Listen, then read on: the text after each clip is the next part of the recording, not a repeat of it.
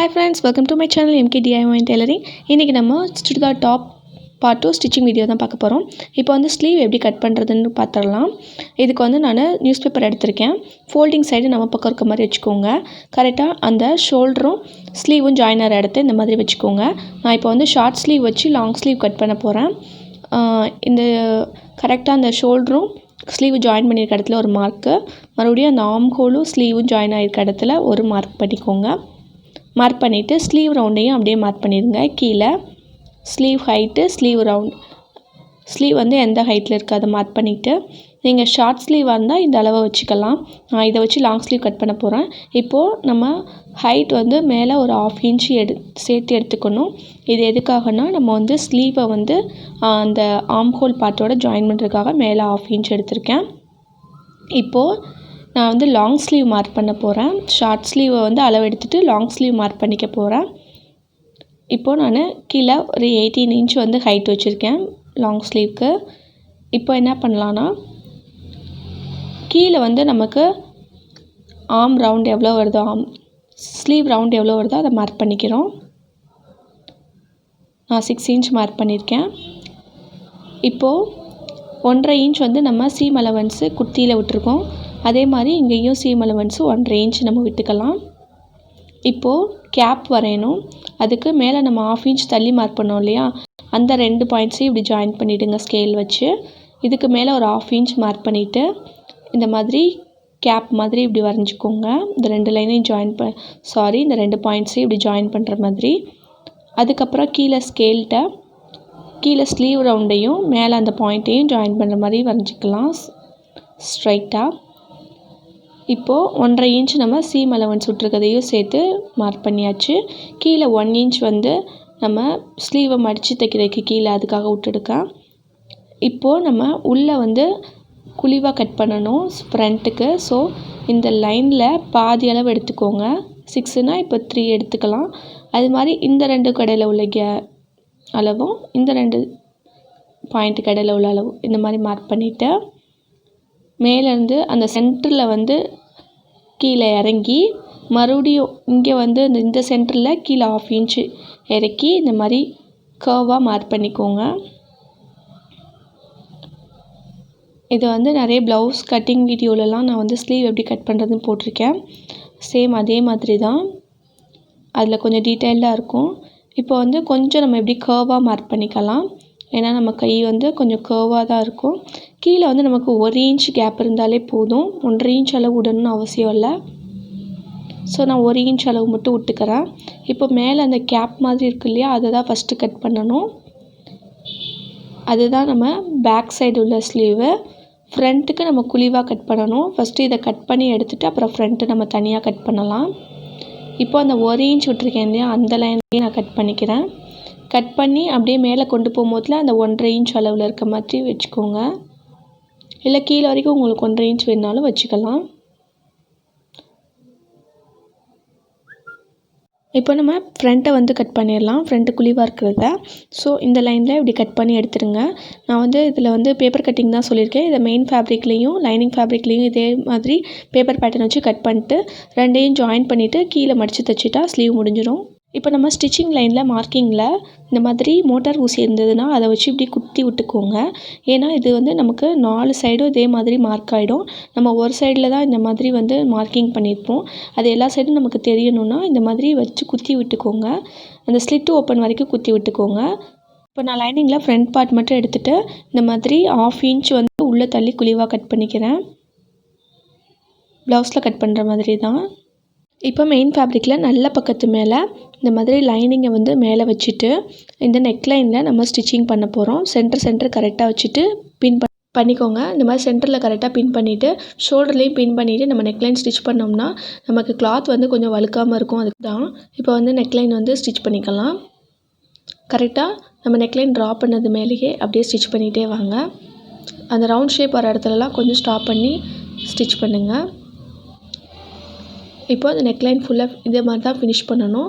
ஃப்ரண்ட்டும் சரி பேக்கும் சரி இதே மாதிரி ஃபினிஷ் பண்ணி இப்போ நெக்லைன் தைச்ச பிறகு உள்ளே வந்து ஒரு 1/4 இன்ச் அளவு இறக்குற மாதிரி இந்த மாதிரி கட் பண்ணி விட்டுக்கலாம்.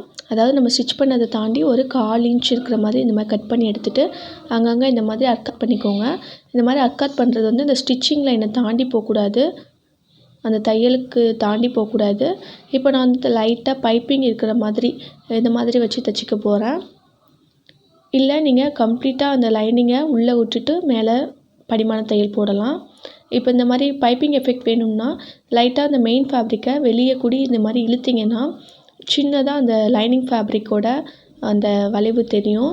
ஸோ அதில் மேலே நம்ம மெயின் ஃபேப்ரிக் மேலேயே ஸ்டிச்சிங் பண்ணிட்டு வந்தோம்னா லைட்டாக பைப்பிங் எஃபெக்ட் மாதிரி நமக்கு கிடைக்கும். ஸோ அதனால் இந்த மாதிரி லைட்டாக வெளியே பிடிச்சி இழுங்க. உங்களுக்கு அந்த லைனிங் ஃபேப்ரிக் வந்து கொஞ்சமாக வெளியே தெரியும். நீங்கள் மெயின் ஃபேப்ரிக் மேலே தையல் போட்டுகிட்டே வரணும்.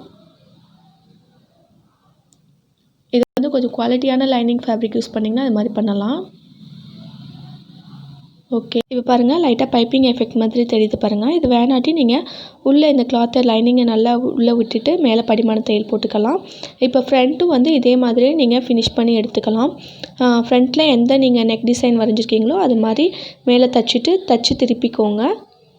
இப்போ பின்னாடி திருப்பி லைனிங்கோட நம்ம மெயின் ஃபேப்ரிக்கை இந்த மாதிரி சேர்த்து தைச்சிக்கலாம். இந்த மாதிரி நீங்கள் தைக்கும்போது இந்த மாதிரி பின் பண்ணிவிட்டு ஸ்டிச் பண்ணுங்கள். நிறைய பேர் வந்து இந்த மாதிரி பின் பண்ணாமலே தைச்சிருவாங்க. அப்போ என்னாகும், இந்த ஒரு சைடு வந்து நமக்கு கிளாத்து அதிகமாக இருக்கும், ஒரு சைடு மெயின் கிளாத்து பத்தாமல் போயிடும். ஸோ அந்த மிஸ்டேக்லாம் வரக்கூடாதுன்னு நினச்சிங்கன்னா நல்லா பின் பண்ணிவிட்டு சுற்றிலும் பின் பண்ணிட்டு ஸ்டிச் பண்ணுங்கள். மோஸ்ட்லி பிகினர்ஸ் வந்து பின் பண்ணிவிட்டு ஸ்டிச் பண்ணால் உங்களுக்கு வந்து அவுட்புட் வந்து ரொம்ப நல்லாவே கிடைக்கும். ஸோ சுற்றி நீங்கள் வந்து பின் பண்ணிக்கோங்க. கீழே ஃபேப்ரிக்கை போட்டுட்டு ஒன்று போல் எடுத்துகிட்டு நீங்கள் பின் பண்ணிவிட்டு தைங்க. இப்போ லைனிங் ஃபேப்ரிக்கை கீழே மடித்து தைச்சிக்கலாம். ஒரு 1/2 இன்ச் நம்ம கட்டிங் பண்ணும்போது விட்டோம் இல்லையா லைனிங் ஃபேப்ரிக் மடித்து தைக்கிறதுக்கு. ஸோ கீழே வந்து லைனிங் ஃபேப்ரிக்கை இந்த மாதிரி அந்த 1/2 இன்ச் மட்டும் நமக்கு கம்மியாகிற மாதிரி மடித்து தைச்சிக்கோங்க. சின்னதாக மடித்து தைச்சிக்கலாம். இந்த மடித்து தைச்ச பிறகு நம்ம இன்னொரு சைடும் லைனிங்கை வந்து மெயின் ஃபேப்ரிக்கோடு சேர்த்து ஸ்டிச் பண்ணணும். இப்போ நம்ம மேலேருந்து தைச்சிட்டு வந்தோம் இல்லையா, இந்த சைடு வந்து நம்ம கீழேருந்து தைச்சிட்டு போகணும். இப்போ நான் லைனிங் ஃபேப்ரிக்கோட மெயின் ஃபேப்ரிக்கை கீழேருந்து தைச்சிட்டு வரேன். இந்த மாதிரி சைடில் பின் பண்ணிடுங்க. பின் பண்ணிட்டா உங்களுக்கு ஃபினிஷிங் வந்து ரொம்ப நீட்டாக கிடைக்கும். லைனிங் வந்து அந்த மெயின் ஃபேப்ரிக் மேலே அப்படியே செட் ஆன மாதிரி இருக்கும். அவ்வளோதான். இப்போ சுடிதாரில் கீழே பார்டர் டிசைன் கொடுத்துருக்காங்க. நான் கீழே 1 இன்ச் வந்து மடித்து தைக்கிறதுக்காக விட்டுருந்தேன். ஸோ அந்த 1 இன்ச்சை வந்து நான் இப்போ மடித்து தைச்சி ஃபினிஷ் பண்ணிக்கிறேன். இப்போ நீங்கள் கீழே ராய்ஜஸ் இல்லை, நமக்கு வந்து அந்த மாதிரி இருந்தாலும் பார்டர் டிசைன் எதுவும் இல்லை அப்படின்னாலும் கீழே வந்து எப்பயுமே மடித்து தைச்சிருங்க. மடித்து தைச்சா தான் நமக்கு வந்து அந்த கீழே ஸ்டிஃப்னஸ் கிடைக்கும். பார்க்குறதுக்கு ரொம்ப நீட்டாகவும் இருக்கும் அந்த இடம். நீங்கள் மடித்து தைக்காமல் விட்டிங்கன்னா அந்த இடம் வந்து ரொம்ப தொளன்னு இருக்க மாதிரி இருக்கும், ஒரு ஸ்டிஃபாகவே இருக்காது. ஸோ இந்த மாதிரி கீழே மடித்து தைச்சிக்கோங்க. இதே மாதிரி ஃப்ரண்ட் பார்ட்டையும் நெக்கு ஃபினிஷ் பண்ணிட்டு லைனிங்கோட ஜாயின் பண்ணிவிட்டு கீழே இந்த மாதிரி மடித்து தைச்சிக்கலாம். இப்போ மெயின் ஃபேப்ரிக்கையும் லைனிங்கையும் சேர்த்து நம்ம தைச்ச பிறகு இந்த மாதிரி எக்ஸ்ட்ரா இருக்குது இல்லையா பீசஸ்ஸு, இது எல்லாத்தையுமே கட் பண்ணி விட்டுடலாம். இந்த மாதிரி கட் பண்ணிவிட்டு தான் நம்ம வந்து ரெண்டையும் சேர்த்து தைக்கணும். ஸோ அதனால் இந்த மாதிரி 2 சைடு கட் பண்ணி விட்டுடுங்க. எக்ஸ்ட்ரா இருக்க பீஸ் எல்லாத்தையுமே கட் பண்ணி எடுத்துடலாம். இப்போ ஃப்ரண்ட் பார்ட்டையும் நம்ம ஃபினிஷ் பண்ண பிறகு இந்த மாதிரி நல்ல பக்கம் உள்ளே இருக்க மாதிரி வச்சுட்டு நம்ம ஷோல்டர் ஜாயின் பண்ணிக்கலாம். நான் வந்து ஃப்ரண்ட் பார்ட் வந்து ஒரு டிசைனர் நெக் வச்சுருக்கேன். அதை வந்து செப்பரேட் வீடியோவாக நான் உங்கள் கூட ஷேர் பண்ணிக்கிறேன். இப்போது ஷோல்டர் ஜாயின் பண்ணியாச்சு. இப்போ நம்ம ஸ்லீவுக்கு பேட்டர்ன் போட்ட மாதிரியே நான் வந்து ஸ்லீவை வந்து தைச்சி எடுத்துட்டேன். இப்போ ஸ்லீவோட சென்டரை அர்க்காட் பண்ணிக்கோங்க. இப்போது அந்த ஷோல்டர் ஜாயின் இருக்கு இல்லையா, அது மேலே இந்த ஸ்லீவோட சென்டர் இந்த மாதிரி வச்சுருங்க. வச்சுட்டு நீங்கள் பின் பண்ணிவிட்டு கூட நீங்கள் தைக்கலாம். இந்த மாதிரி வச்சுட்டு ஃபஸ்ட்டு ஒன் சைடு இந்த சைடு பேக் சைடு முடிச்சிக்கிறீங்கன்னா அதுக்கப்புறம் திருப்பி தைச்சிட்டு வந்து சென்டருக்கு வரணும். அப்புறம் மறுபடியும் ஃப்ரண்ட்டு வந்து சேர்த்து தைக்கிற மாதிரி இருக்கும். இந்த மாதிரி தைக்கும்போது நமக்கு வந்து சென்டர் வந்து மாறாமல் இருக்கும். அப்போ நமக்கு கரெக்டாக வந்து ஸ்லீவ் வந்து அட்டாச் ஆகும். ஸோ அதுக்கு தான் இந்த மாதிரி தைக்கிறது. இப்போது இந்த சைடு ஃபுல்லாக தைச்சாச்சு. இப்போ மறுபடியும் திருப்பி எடுத்துகிட்டு நம்ம ஏற்கனவே போட்ட தையல் மேலேயே ஸ்டிச்சிங் பண்ணிகிட்டே வாங்க. இப்போ நம்ம இந்த மாதிரி தைச்சிட்டே வரும்போது திருப்பி நம்ம சென்டருக்கு கரெக்டாக அந்த ஷோல்டர் ஜாயிண்ட்டு சென்டருக்கு வந்துடுவோம். இப்போ பாருங்கள் சென்டருக்கு வந்தாச்சு. இப்போ சென்டருக்கு வந்த பிறகு மறுபடியும் இந்த சைடு வந்து ஃப்ரண்ட் சைடு வந்து ஃபினிஷ் பண்ணுறோம். எப்பயுமே கீழே உள்ள கிளாத்தை இழுக்காதீங்க. மேலே உள்ள கிளாத்தை கீழே உள்ள கிளாத்துக்கு ஏற்ற மாதிரி மேலே அப்படியே வச்சு ஸ்டிச் பண்ணிட்டு வாங்க. ரொம்ப பிடிச்சி இழுக்கக்கூடாது, சுருக்கம் வரும். இந்த மாதிரி மேலே அப்படியே வச்சு அட்டாச் பண்ணிவிட்டு இதையும் இப்படி திருப்பி எடுத்துக்கலாங்க. திருப்பி எடுத்துகிட்டு மறுபடியும் அதே மேலேயே இன்னொரு தையல் விழுகிற மாதிரி போட்டுகிட்டே வந்துட்டு சென்டருக்கு வந்து முடிச்சிடலாம். அவ்வளோதான். இதே மாதிரியே நம்ம வந்து இன்னொரு ஸ்லீவையும் அட்டாச் பண்ணிக்கலாம். இப்போது ஸ்லீவ் கரெக்டாக வந்திருக்கு பாருங்கள். கரெக்டாக அந்த சென்ட்ரு வந்து ஷோல்டரோட ஜாயின் ஆகிருக்கும். இந்த மாதிரி தைக்கும்போது நமக்கு எந்த மிஸ்டேக்கும் வராது. இப்போ நம்ம சைட் ஜாயின் பண்ணிக்கலாம். மேலே ஸ்லீவ்லேருந்து நம்ம வந்து ஸ்லிட்டு ஓப்பன் இருக்குது இல்லையா, அது வரைக்கும் நம்ம ஸ்டிச் பண்ணிக்கணும். ஸோ கரெக்டாக ஸ்லீவ் ரவுண்டு அந்த இடத்துல எவ்வளோ வருதோ அதை மார்க் பண்ணிவிட்டு அந்த ஆர்ம் ஹோல் வரைக்கும் ஸ்டிச் பண்ணிவிட்டு எப்போயுமே இந்த மாதிரி ஸ்லீவை ரெண்டையும் சேர்த்து வச்சு இந்த மாதிரி பின் பண்ணிவிடுங்க.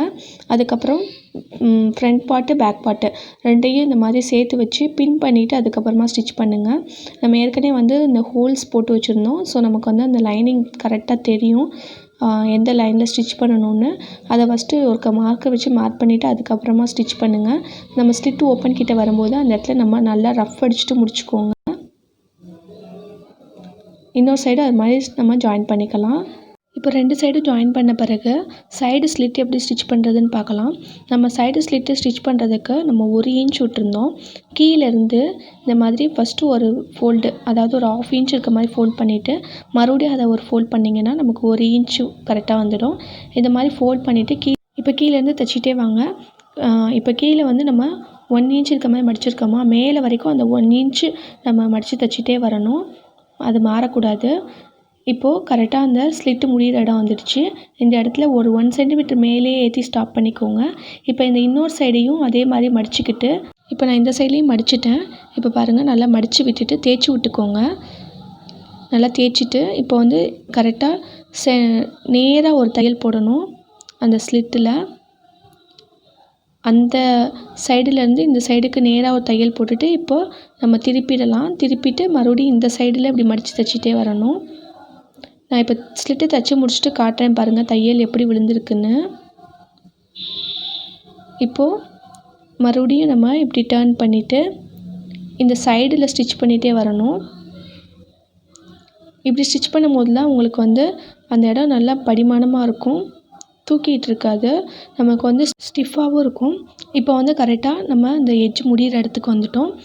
அந்த முடிகிற இடத்துல ஊசியை ஸ்டாப் பண்ணிவிட்டு மறுபடியும் இந்த சைடில் வந்து ஸ்டிச் பண்ணிகிட்டே வரணும்.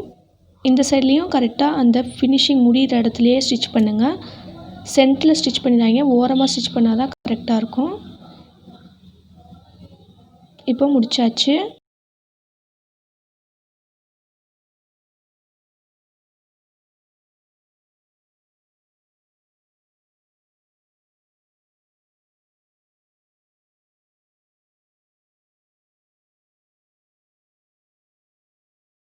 ஓகே ஃப்ரெண்ட்ஸ், தேங்க்ஸ் ஃபார் வாட்சிங் திஸ் வீடியோ. பார்ட் 1 வந்து நம்ம கட்டிங் வீடியோ போட்டிருக்கோம்.